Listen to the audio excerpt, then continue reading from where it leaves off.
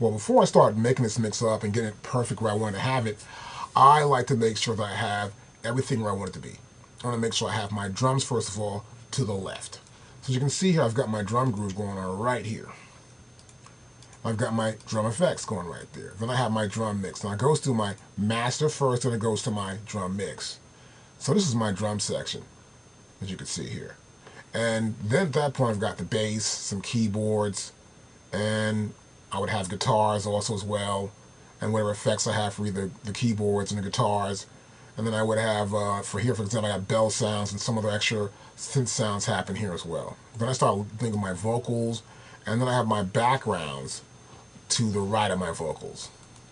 From that point on, I will have an entire section like here, you'll see, where I have a master, another second submaster for something else I want to feed into something else with. And then I have over here, I've got my reference that I wanted to use to reference out the bass and drums. And then I have separate audio here that I might want to use for a remix. And then here I have my effects. I have chorus, I've got a reverb, a delay, and an extra reverb and delay for my other effects. So, as you can see, these are all my auxiliaries on this side, as you can see. Special auxiliaries for the overall mixing. And then I've got my group there and group there. You can see groups in greens. The green are the auxiliaries, as you can see right here. And the blues are my tracks. So that's why you can always keep track of what you got in your session. I prefer to keep my setup simple, but also to keep it where I feel I have control over every parameter in the mix. So for example, when I first start going out here, I want to first hear the drums back. I believe the drums are the soul of the song more than anything else. So I'll listen back to the drums and get an idea where I'm at. Make sure they blend together with the reverbs, the drum verbs. Then I want to go up here and I want to hit a bass line.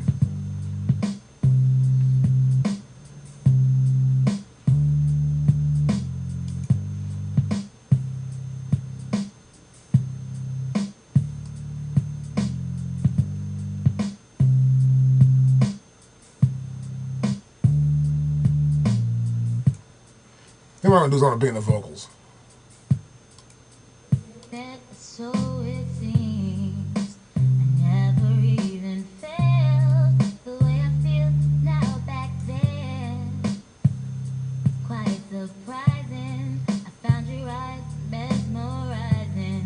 I want to make sure the vocals stand out on their own, that they have this overall feel, and the drums and the bass line don't crowd it. Now once I get that going on, I do like to put in some of the keyboards or guitars if I have that. So I'll take those and highlight those. I'll make sure I go to my groups here and make sure I have everything lined up to highlight those if I need to highlight them. And then I'll go here and I'll put the keyboards in. I'll place in the Fender Rogues here.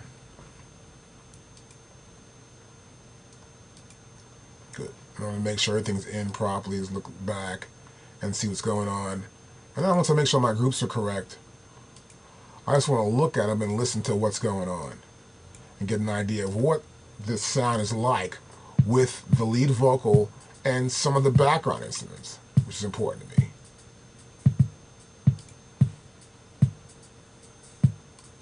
So now let's bring the bass line to come in here. So I got the piano coming in here. Make sure the vocal still maintains its focal point. It's the center of attention here.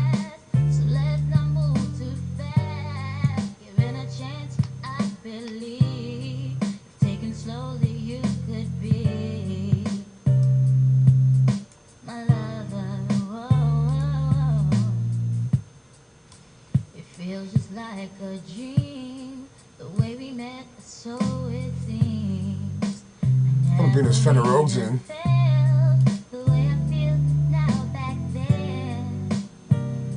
I'm gonna bring my guitar and some bring the soul slowly, so I make sure everything has the groove going on.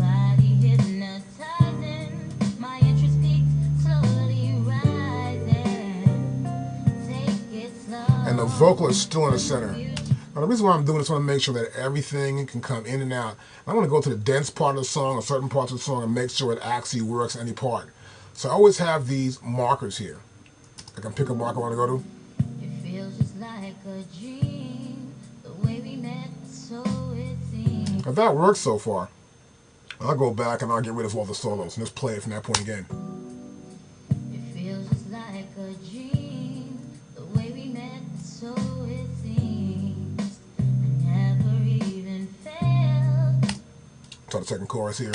like that. Let's take it slow. Now with the backgrounds. Future we don't know. I want things to last. So let's not move too fast. With a chance, I believe. Take me slowly, you could be my lover, my lover, my lover, my lover, my lover. I'm going to hear one more section here, but another section I did right here. Just listen to my sections, make sure everything blends in with each other. And I really believe we take it slow. Yo, you could be my lover one day, 'cause I'm feeling you. Next chorus. Want to hear the bridge maybe? Some section may be too loud. I think maybe a little loud there, so I can go back and correct it. So you want to make sure you listen to every section. Take your time and develop your mix so that actually it gets the feel. Listen to everything. Now what I'll pretend to do too, I'll listen to it and I'll, for a while, I'll take a little break, then I'll listen to it again. I'll get maybe 70% of the song done. Then I'll listen to it in the car, I'll listen to my laptop, I'll listen to at home or an iPod, and particularly on a laptop, because laptop's sort of like, it cuts out some things you really think that are there that aren't there, and you want to make sure you can hear it on any device. So when someone hears your music back, it still carries the same feel as it does from any single listening device, which is important to do, I feel. Now, no way to mix is the right way, which means that it doesn't matter. It matters that you do what makes you feel comfortable. I like the drums. Some people like to start out maybe with just the keyboards. So just the bass line. Start out with what makes you feel comfortable so you can get into the mix and feel much more relaxed about mixing the song. But remember, there are no rules, but there are rules. So you learn some rules about how to use the EQs, the plugins, and the reverbs, and then creating a great mix can be experimental at times. Sometimes you can experiment with a few things and see how that works and how it feels. And what you do like you keep, and what you don't like you get rid of. And you sort of build upon your pluses on what you make out of the song, how you make it feel great to you, and then see how other listeners listen to it as well. I tend to always let people hear the stuff and tell them it's not mine. This way, my friends don't give me an opinion on it, they just judge it the way it is, and it makes it much easier. So, go through the lessons we went through, and take your time, and play back your mixes. But you have to also understand all the basics. It's very important. When you start mixing, you want to understand that and then move on and build upon your own ideas to create your own sound.